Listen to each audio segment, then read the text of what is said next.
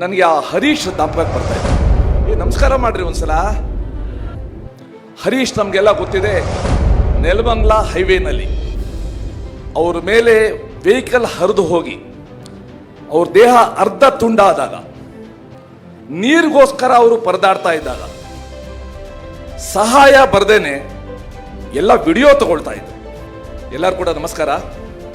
ನಮಸ್ಕಾರ ಮಾಡ್ರಿ ಒಂದ್ಸಲ. ಎಂತ ಒಳ್ಳೆ ಕಾರ್ಯಕ್ರಮ. ಅಥವಾ ಒಂದಿರಬೇಕು, ಕಾರ್ಯಕ್ರಮ ಮುಗಿಯೋ ಹೊತ್ತಿಗೆ ಕಾರ್ಯಕ್ರಮ ಸ್ಟಾರ್ಟ್ ಆಗಿದೆ. ಇವತ್ತು ಇಡೀ ನಾಡಿಗೆ ಒಂದು ಭರವಸೆ ಕೊಡುವ ಒಂದು ಕಾರ್ಯಕ್ರಮ, ನಮ್ಮೆಲ್ಲರ ವಿಶ್ವಾಸ ಹೆಚ್ಚಿಸುವ ಕಾರ್ಯಕ್ರಮವನ್ನು ಗೋವಿಂದರಾಜನಗರ ಮತ್ತು ರಾಜಾಜಿನಗರದ ಈ ಸಂಗಮ ಕ್ಷೇತ್ರದಲ್ಲಿ ರಾಜ್ಯದ ಮುಖ್ಯಮಂತ್ರಿಗಳು ಲೋಕಾರ್ಪಣೆ ಮಾಡಿರೋದು.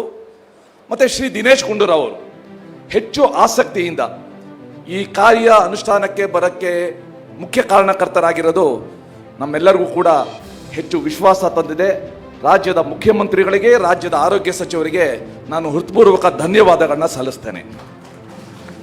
ಈ ಸಮಯದಲ್ಲಿ ನನಗೆ ಆ ಹರೀಶ್ ಜ್ಞಾಪಕಕ್ಕೆ ಬರ್ತಾ ಇದ್ದಾರೆ.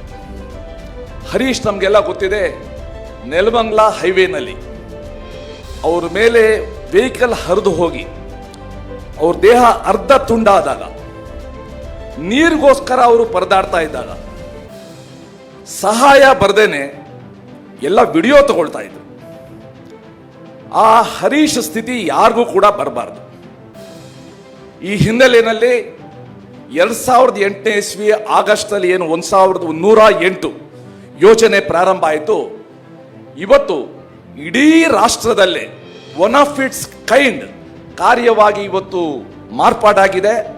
ಸಂಪೂರ್ಣ ರಾಜ್ಯ ಸರ್ಕಾರ ಈ ಕಮಾಂಡ್ ಮತ್ತು ಕಂಟ್ರೋಲ್ ಸೆಂಟರ್ನ ಇವತ್ತು ಪ್ರಾರಂಭ ಮಾಡಿ ಎಲ್ಲ ಆಂಬ್ಯುಲೆನ್ಸ್ ನಡುವೆ ಸಮನ್ವಯ ತಂದು ನಮ್ಮ ರಾಜ್ಯದ ನಾಗರಿಕರಿಗೆ ಅತ್ಯುತ್ತಮ ಸೇವೆ ಕೊಡುವ ಒಂದು ದೊಡ್ಡ ಕಾರ್ಯಕ್ರಮ ಇವತ್ತು ಆಗಿದೆ.